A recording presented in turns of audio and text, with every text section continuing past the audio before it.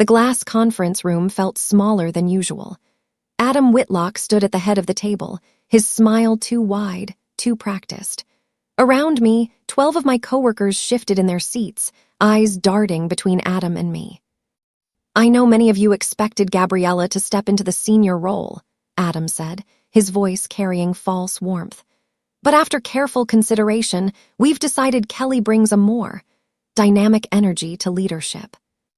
My chest tightened. 6 months of late nights, 6 months of promises, gone. Kelly sat 2 chairs down, her expression carefully blank. She'd been here 3 months. "Gabriella's been an amazing team player," Adam continued, his eyes finally meeting mine. "And we're grateful for her steady contributions." Steady, the word landed like a slap. The room stayed silent. Nobody clapped. Nobody congratulated Kelly. They just stared at their laptops. I forced my lips into something resembling a smile. As everyone filed out, Adam touched my elbow. "You'll thank me later," he whispered. "Not everyone's cut out for leadership." 6 months earlier, everything had been different. I'd just saved the Hartley account, our biggest client. They'd been ready to walk after a billing disaster, but I'd spent 3 weeks rebuilding their trust, restructuring their contract, and delivering a presentation that made their CEO actually smile. Adam had called me into his office that afternoon. "Gabriella, that was exceptional work," he'd said, leaning back in his chair. "When the next senior role opens up, it's yours, I mean that." I'd felt my face flush with pride. "Thank you, I really appreciate." "You've earned it," he'd interrupted. "Just keep doing what you're doing." 2 weeks later, HR sent me an email. Subject line, "Senior Role Shortlist." My name was right there at the top. I started preparing. I mentored junior staff. I volunteered for the hardest projects. I worked late every Thursday to finish Adam's reports. Then, one evening in March, Adam stopped by my desk. "Hey, let's hold off announcing anything just yet," he'd said casually. "Timing's everything in these situations." I'd nodded, trusting him completely. The undermining started small. Adam began rewriting my reports before sending them to clients. He'd change my wording, then present them in meetings as if the ideas were his. In April, he forgot to CC me on an email chain about the Hartley account, the account I'd saved. When I mentioned it, he'd laughed. "Oh, my bad. You know how crazy things get." During team meetings, he'd interrupt me mid-sentence. "Let me clarify what Gabriella means," he'd say, then rephrase my exact words. I told myself I was imagining things. Adam was just stressed, busy, distracted. Then I overheard him in the break room. "Gabby's great at doing the work," he'd said to Kelly, his voice low but carrying. "Just not at leading it. There's a difference, you know." Kelly had laughed. "Totally, some people are just worker bees." I'd stood frozen outside the door, my coffee cup shaking slightly in my hand. That night, I worked until midnight, trying to prove them wrong. My performance review in early May should have been a formality. I'd exceeded every target. My client retention rate was 94%. I'd brought in 2 new accounts. Adam slid a single sheet across the table. "We've had some concerns about your assertiveness." I blinked. "I'm sorry."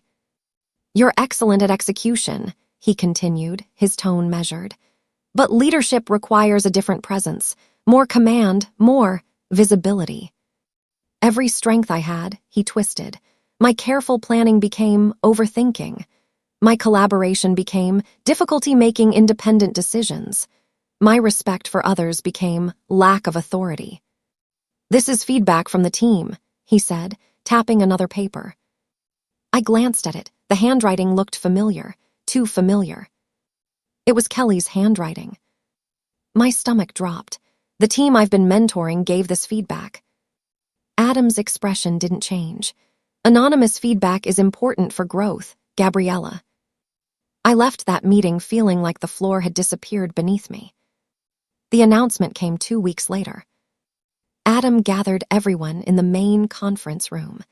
"I'm thrilled to announce that Kelly Hayes will be stepping into our new senior account director role." Applause rippled through the room. polite, obligatory. Kelly brings fresh perspective and dynamic leadership, Adam continued. And I want to thank Gabriella for being such a great team player throughout this process. Team player, there it was again. My colleagues avoided my eyes. A few offered tight, sympathetic smiles. Kelly stood, shook Adam's hand, and gave a short speech about exciting challenges ahead. I sat perfectly still, my hands folded in my lap. When the meeting ended, I walked straight to the restroom. I stood at the sink, gripping the cold porcelain edge, staring at my reflection. I built the Hartley account, I whispered. I built this entire client base. The door opened. I straightened, smiled at the intern who walked in and left. Outside, I heard two people talking by the water cooler. Did you hear? The company might be merging. My step slowed. I didn't cry, I didn't yell, I didn't quit. Instead, I started documenting everything. I saved every email where Adam had praised my work. I screenshot the HR shortlist email. I created a folder with my project timelines, client feedback, and revenue reports. I knew Adam. He was ambitious, insecure, and terrible at managing up. He'd made enemies in other departments. People tolerated him because he delivered results, my results. And if the company was really merging, everything would be audited. I kept showing up. I kept doing excellent work, but now I watched everything. One evening in June, I was scrolling through LinkedIn when a post caught my eye. Proud to announce I've joined Harper and Slate as VP of Strategy. Diana Clark, my old mentor from my previous job. We'd stayed in touch over the years, exchanging occasional messages. Harper and Slate, the name rang a bell. I checked our company Slack. Someone had posted a rumor about potential merger partners. Harper and Slate was on the list. My pulse quickened. I sent Diana a message that night. Congratulations on the new role. Harper and Slate is lucky to have you. She replied within an hour. Thanks, Gabriella. How are things at Revengealma & Co.? I paused before typing. Busy as always, lots of change happening. 3 dots appeared, disappeared, appeared again. Revengealma, that's interesting timing. My heart hammered. Why's that? I've been reviewing a potential merger with them. Small world. I stared at my screen. This couldn't be coincidence. It is a small world, I typed carefully. I hope the review goes well. Actually, Diana wrote, would you want to grab coffee soon? I'd love to catch up properly. It's been too long. I read the message 3 times. I'd love that, I replied. Her response was immediate. Perfect, how's Saturday? I closed my laptop, my mind racing. I hadn't said anything inappropriate. I hadn't complained. I just reconnected with an old mentor. But timing, as Adam always said, was everything. We met at a small cafe across town, far from the office. Diana looked exactly as I remembered, sharp, warm, direct. We talked about her new role, my current projects, life in general. Then she asked, how's the culture at Revengealma these days? I chose my words carefully. It depends on the department. Some teams function really well, others have different dynamics. Tell me more about that. I didn't complain. I didn't gossip. I simply described what I'd observed. Decision-making patterns, communication styles, how credit was distributed. Diana listened, asking thoughtful questions. She took no notes, but I could tell she was filing everything away. When we parted, she hugged me. Your insights were really helpful. Let's stay in touch, okay? That night, she texted, really enjoyed today. Your perspective was valuable. Keep me updated on how things go. I read the message 5 times, trying to decode it. Then I set my phone down and went to bed, feeling lighter than I had in months. By July, the merger rumors had become certainty. Internal meetings multiplied. Adam started staying late, taking calls behind closed doors. HR scheduled culture alignment sessions. People began updating their resumes. The break room conversations shifted from weekend plans to job security. I kept my head down and my work flawless. Then, on a Wednesday afternoon, someone leaked an internal memo to the company Slack. Rixly Marketing to officially merge with Harper and Slate. Integration timeline, Q2. The office erupted. People clustered in hallways, voices low and urgent. Adam called an emergency team meeting. "I know everyone's concerned," he said, trying to project confidence. "But this is an opportunity. Harper and Slate recognizes talent. Those of you who have proven yourselves have nothing to worry about." His eyes skipped over me entirely. Kelly nodded eagerly beside him. After the meeting, I returned to my desk. My phone buzzed. A text from Diana. "Big changes ahead. Keep doing what you're doing." I saved the message. Adam's panic showed in small ways. He started complimenting me again, awkward, transparent attempts to seem supportive. "Gabriella, your stability during this transition is really valuable," he'd say in passing. He scheduled one-on-one check-ins he'd never bothered with before. He laughed too loud at my comments in meetings. One afternoon in late July, he appeared at my desk. "Hey, could you put together a comprehensive report on your client portfolio?" he asked. "The merger team will want to see continuity plans." "Of course," I said. "When do you need it?" "End of week. Send it directly to HR and CC the integration department." I nodded, already planning exactly what I'd include. That night, I worked on the report with surgical precision. Every project I'd led, every client I'd retained, every dollar I'd brought in. The data told a clear story. I was responsible for 67% of our department's revenue. I sent it Friday afternoon, CCing HR and the merger liaison, Diana's department. Her reply came 30 minutes later. "This was very thorough. Nicely done." August brought the audit team. 3 people from Harper and Slate spent a week reviewing files, interviewing staff, and sitting in on meetings. Adam transformed into a different person around them, charming, visionary, constantly name-dropping his strategic initiatives. In one meeting, he claimed credit for the Hartley account restructure. I said nothing, just took notes. Later, one of the auditors asked me a direct question. "Gabriella, who led the Hartley recovery project?" "I did," I said simply, "from initial client contact through contract renewal." Adam's smile tightened. "Well, it was a team effort." "The documentation shows Ms. Morgan handled 90% of client communication," the auditor said, checking her tablet. "Is that accurate?" "Yes," I confirmed. The room went quiet. At the end of the week, the lead auditor approached me. "Gabriella, we'd like to schedule a one-on-one interview with you to understand client continuity and transition planning." "Of course," I said. "When works for you?" She smiled. "How about Tuesday?" The interview lasted 2 hours. They asked detailed questions about every account, every process, every relationship. I answered honestly, backed up by documentation I'd carefully prepared. They already knew the answers. They were testing whether I'd lie. Near the end, the lead auditor leaned back. "Your productivity reports are impressive, consistently top of the department." "Thank you." "Can I ask," she paused, choosing words carefully, "how would you describe the leadership dynamic in your current structure?" I considered this. I'd say there's sometimes a disconnect between who does the work and who receives recognition for it. She nodded slowly. "That's a very diplomatic answer." The other auditor smiled. "Between us, some leadership roles will be reassigned during integration. We want to make sure the right people are in the right positions."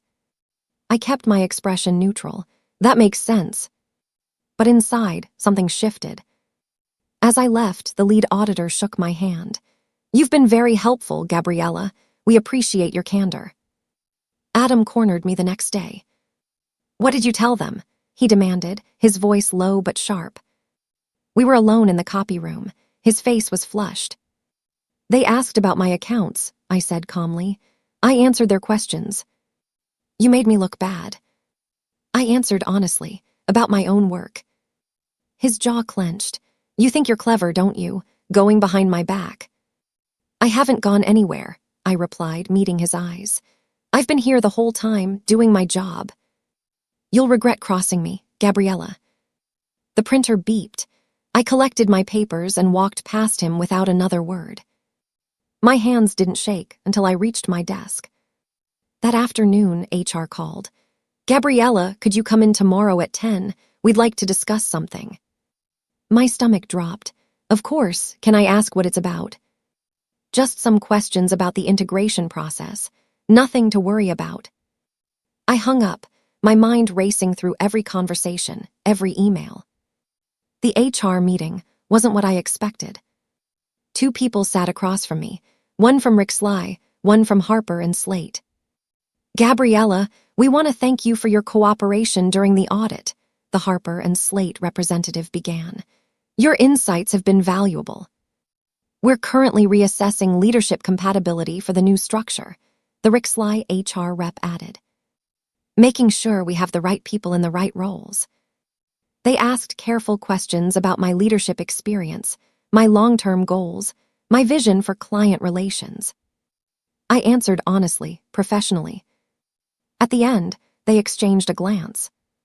We'd appreciate if you kept this conversation confidential, the Harper and Slate rep said, until the official announcements. Of course, I agreed. As I left, my phone buzzed. A Slack message from a colleague. Did you see the calendar invite? Executive restructuring announcement, Monday. It was Friday afternoon. The announcement was 3 days away. The office felt like a powder keg that final week. People whispered in corners. Adam held closed-door meetings with his allies. Kelly avoided everyone, her confident swagger replaced by nervous energy. I organized my files, backed up my documents, and waited. Friday evening, I stayed late to finish some client emails. The office was nearly empty, just the hum of computers and distant traffic. Adam walked past my desk, his jacket slung over his shoulder. Big day Monday, he said, pausing. You'll see how things really shake out when the dust settles. His smile was sharp, certain. I'm sure we will, I replied evenly. He left whistling. I sat in the quiet office for another hour, not working, just thinking. My phone buzzed. Diana. Big news Monday, be ready. I read it twice, then put my phone away. Ready? I'd been ready for months. Monday morning, the main conference room was packed. Everyone from our department sat in rows, faces tense. The Harper and Slate leadership team stood at the front, 5 new faces who would reshape everything. Diana stood among them, composed and professional. Our eyes met briefly. She gave no sign of recognition. Adam sat in the front row, his tie perfectly knotted, his expression confident.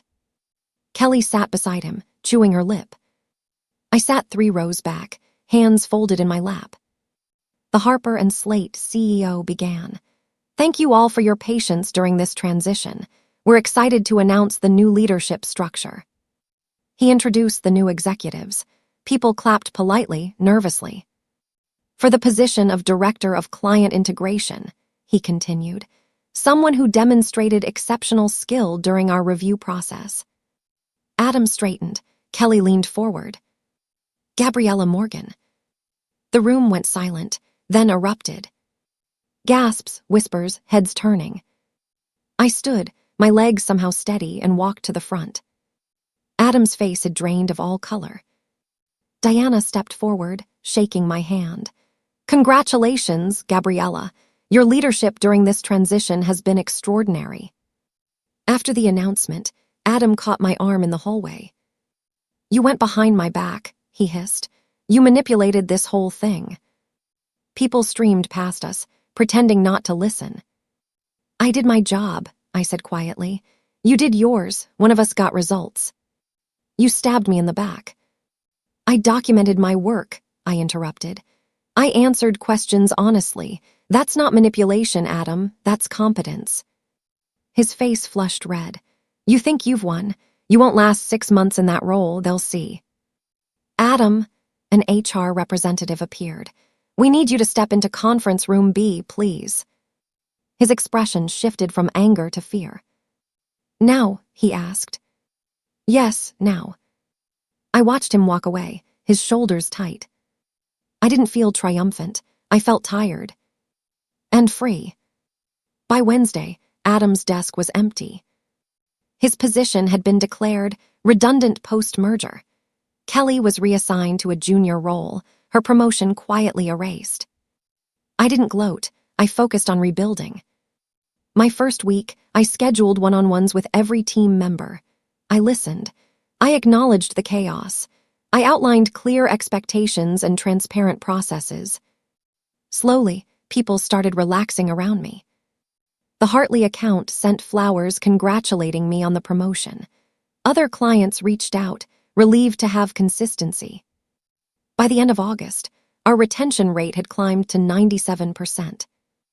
One afternoon, I noticed Adam's name had disappeared from the company directory. I felt nothing. In September, I received a LinkedIn message. "Hey Gabby, any chance you could put in a reference for me? Times are tough. Would really appreciate it." Adam. I stared at the message for a long time. He'd humiliated me publicly, stolen credit for my work, undermined me for months. And now he wanted my help. I could ignore it. I could leave him on read. But that wasn't who I was. I typed slowly, carefully. "Hi Adam, I wish you the best in your job search. Unfortunately, I can only provide references for people whose leadership I'd stand behind. I'm sure you understand. Best of luck." I hit send. Then I closed LinkedIn and returned to work. My phone buzzed. A notification. "Your company spotlight video has 10,000 views." I clicked on it, curious.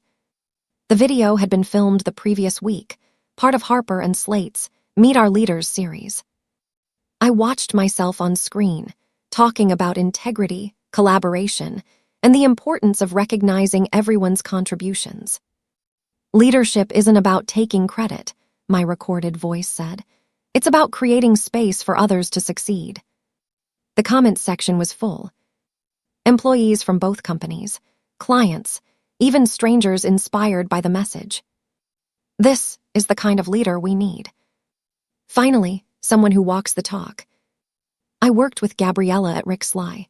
She earned every bit of this. I closed the video, my throat tight. I'd spent months being invisible, underestimated, overlooked. Now people saw me clearly. Not because I'd sought revenge, not because I'd torn anyone down, but because I'd simply refused to be erased. 3 months into my new role, Diana and I had lunch. "You knew," I said. "From that coffee shop meeting, you knew exactly what was happening." She smiled. "I knew something was off. Your documentation confirmed it." "Why did you help me?" "I didn't help you," Diana corrected.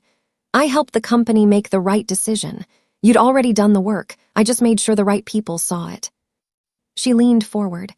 "Adam thought leadership was about control, taking credit, but real leadership, it's about trust, results, consistency." "He destroyed himself," I said softly. "Yes," Diana agreed.